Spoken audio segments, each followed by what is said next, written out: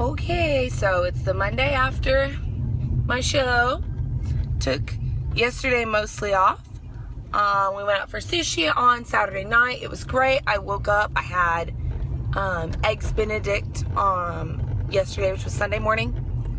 Those are the only two things I've been wanting for seriously 6 months. So it rocked. And then, as most of you know, by coming in second place at my competition, that qualifies me for nationals. So I have a year to compete in a national show. So announcement time. I am now on my way to the gym for some cardio. Woo! It's early. You cannot tell. But it's early in the morning. I would normally be sleeping the first Monday right after my show. But I'm on my way to do cardio because we're heading to Vegas in 17 days. Woo!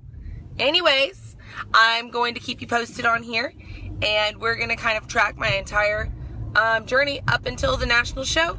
So, see you guys in 2 weeks in Las Vegas. Woo!